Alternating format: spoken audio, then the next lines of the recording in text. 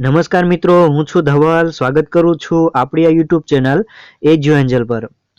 મિત્રો, આવનારી સીસી પરીક્ષાને ધ્યાનમાં રાખીને આપણી ચેનલ પર રેગ્યુલર બેઝ ઉપર દાખલા સોલ્વ કરાવવામાં આવે છે અને આવા પ્રકારના દાખલા જ તમને સીસીની પરીક્ષામાં બેઠે બેઠા પૂછાવાના છે. કારણ કે આજે હું દાખલા લઉં છું એ એસએસસીના પ્રીવિયસ યરના પેપર જે છે કે જે ટીસીએસ દ્વારા આ લેવામાં આવે છે એમાંથી જ હું ગુજરાતી ટ્રાન્સલેટ કરીને તમને પીરસું છું. બરોબર, એટલે આ દાખલા તમારા માટે ખૂબ જ અગત્યના બની જાય છે અને તમે જોઈશો કે હાલમાં જે ફોરેસ્ટ ગાર્ડના પેપર લેવાય છે એમાં આ પ્રકારના પ્રશ્નો વધારે પૂછાય છે. એટલે બરોબર, આ પ્રકારના આપણે પ્રશ્નો સોલ્વ કરવાનો આગ્રહ રાખીશું.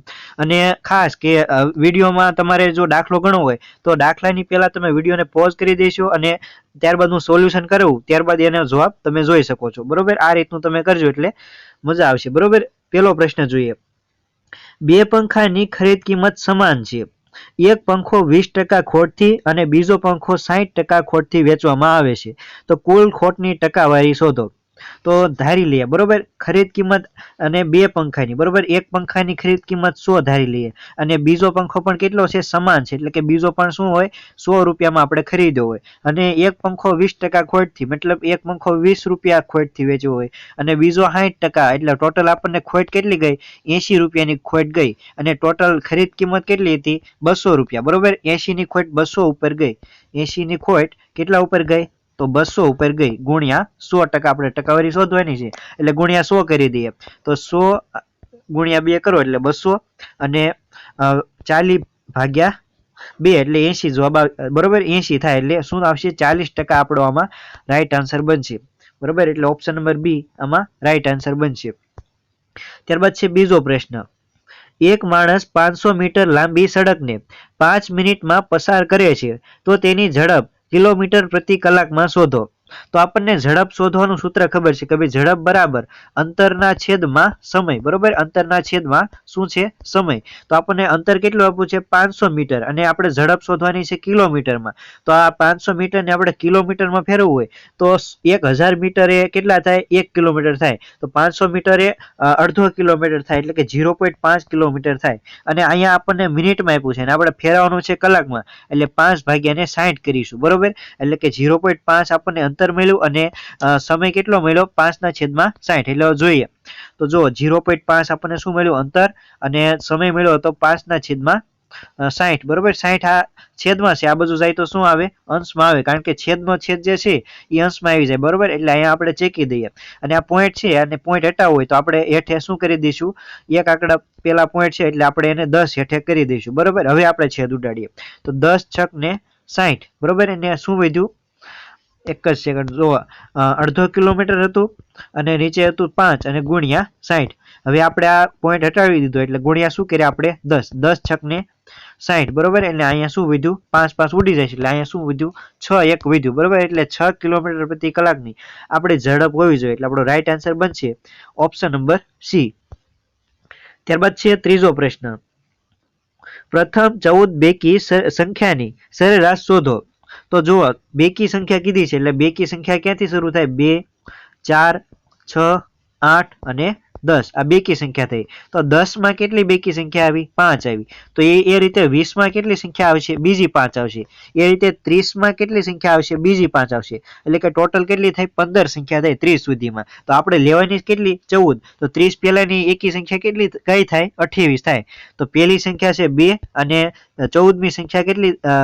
બેકી સંખ્યા થઈ 28 અને ભાગ્યા 2 કરશો એટલે આપણને શું મળશે? સરેરાશ મળશે. તો 28 + 2 એટલે કેટલા થાય? 30. 30 ભાગ્યા 2 એટલે શું જવાબ આવશે? 15 આપણો રાઈટ આન્સર બનશે. તો 14 બેકી સંખ્યાની સરેરાશ કેટલી થશે? તો 15 થશે. અને આમાંય તમારે જોવું હોય ને તો જો આમાં ઓપ્શન 2 એલિમિનેટ તમે કરી શકો છો. જો બેકી સંખ્યા છે એની સરેરાશ કેટલી હંમેશા આવે? એકી સંખ્યા આવે. જો દાખલા તરીકે આ એક સેકન્ડ, દાખલા તરીકે જુઓ, આ બેકી સંખ્યા 2 છે અને 4 છે, એની વચ્ચેની સંખ્યા શું આવે? 3 આવે. તો 3 એ શું છે? એકી સંખ્યા છે. જો આમ ન ખબર પડે તો 2 + 4 ભાગ્યા 2 એટલે 6 ભાગ્યા 2 એટલે શું આવી? એકી સંખ્યા આની જવાબમાં આવે. બરોબર, તો સરેરાશ બેકી સંખ્યાની સરેરાશમાં શું જવાબ આવે? એકી સંખ્યા આવે. તો તમે અહીંયા બેકી સંખ્યાવાળા ઓપ્શન એલિમિનેટ કરી શકો છો અને વધ્યા 2 ઓપ્શન. બરોબર, આ રીતે પણ તમે જો દાખલો ન આવડતો હોય તો તમે 2 માંથી એક ટીક કરી શકો છો. ત્યારબાદ છે ચોથો પ્રશ્ન. 700 ના 30% ના 20% કેટલા થાય? તો 700 બરોબર 700 અને ના એટલે શું થાય? ગુણાકાર અને 30% બરોબર 30 ભાગ્યા 100 અને 20 ભાગ્યા 100 બરોબર. હવે છેદ ઉડાડીએ તો આ 2 મીંડા ગયા, આ 2 મીંડા ગયા બરોબર. પછી અહીંયા નીચેના આ 2 મીંડા ગયા. 7 તેરી 21 અને 21 દુને 42. તો ભાઈ 700 ના 30% ના 20% કેટલા થાય? 42 થાય. એટલે આપણો રાઈટ આન્સર બનશે ઓપ્શન નંબર સી. ત્યારબાદ છે 5મો પ્રશ્ન. એક કોમ્પ્યુટરની વેચાણ કિંમત અને ખરીદ કિંમતનો ગુણોત્તર 7:5 છે તો નફાની ટકાવારી શોધો. બરોબર. આ દાખલો હાવ સિમ્પલ છે. આપણને વેચાણ કિંમત કેટલી આપી હોય? 7x અને ખરીદ કિંમત કેટલી આપી હોય? 5x. તો ખરીદ કિંમત અને 5 બરોબર આપણે 5 રૂપિયાની વસ્તુ ખરીદી બરોબર 5 રૂપિયાની અને વેચી દીધી કેટલામાં? 7 રૂપિયામાં. તો નફો કેટલાનો થયો? 2 રૂપિયાનો. અને ખરીદ કિંમત આપણે ખરીદી કેટલી? 5 રૂપિયામાં બરોબર. એટલે એ છેદમાં આવશે અને ગુણ્યા 100 બરોબર. તો 20 પંચાને 100 બરોબર 20 પંચાને 100 અને 20 દુને 40. એટલે આપણને 40% નો નફો થશે. એટલે આપણો રાઈટ આન્સર બનશે ઓપ્શન નંબર ડી બરોબર. 2 નો નફો 5 ઉપર ગુણ્યા 100. તો 20 પંચાને 100 અને 20 દુને 40. ત્યારબાદ છે 6થો પ્રશ્ન. એક વિદ્યાર્થીને પરીક્ષામાં પાસ થવા માટે 60% ગુણ મેળવવા પડે છે. તેણે 345 ગુણ મેળવ્યા છતાં તે 15 ગુણથી નાપાસ થાય છે. તો તે પરીક્ષા કુલ કેટલા ગુણની હશે? બરોબર. એટલે પાસ થવા આપણે કેટલા ગુણ જોઈએ છે? તો 60% ગુણ જોઈએ છે. અને આ ભાઈ કેટલા લાવે છે? 345 માર્ક લાવે છે અને તોય 15 ગુણથી રહી જાય છે બરોબર. તો 15 આપણે એડ કરી દઈએ તો એ પાસ થઈ જાય ને બરોબર. તો આ 5 સરવાળો કરો બરોબર. એટલે અહીંયા કેટલા થાય? તો થશે 360 જેવા થશે બરોબર. 360 બરાબર કેટલા આપ્યા છે આપણને?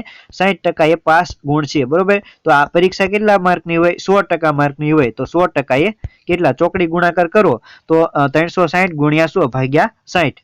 360 ગુણ્યા 100 ભાગ્યા 60 બરોબર. છાયા છાયા ને 36 અને 6 ગુણ્યા 100 એટલે 600 માર્કની આ પરીક્ષા હશે. એટલે આપણો રાઈટ આન્સર બનશે ઓપ્શન નંબર એ. ત્યારબાદ છે 7મો પ્રશ્ન. ₹800 ની છાપેલી કિંમત પર 2 ક્રમિક વળતર આપ્યા બાદ એક વસ્તુ 512 માં વેચવામાં આવે છે તો વળતરની ટકાવારી શોધો. બરોબર છે. તો પેલા આપણે આ બાજુ શું હોય? છાપેલી કિંમત અને વેચી કેટલામાં? આ વેચાણ કિંમત બરોબર. તો 800 બરોબર 800 છાપેલી કિંમત છે અને 512 એની શું છે? વેચાણ કિંમત. તો આના અડધા કરો તો કેટલા થાય? 400 અને આના અડધા કેટલા થાય? તો 256 થાય બરોબર. તો હવે આમાં આપણને ક્રમિક ડિસ્કાઉન્ટ આપવાનું કીધું છે તો આનું વર્ગમૂળ કાઢવું પડે બરોબર. તો 400 નું વર્ગમૂળ કેટલું થાય? તો 20 થાય. અને 256 કોનો વર્ગ છે? 16 નો વર્ગ છે બરોબર.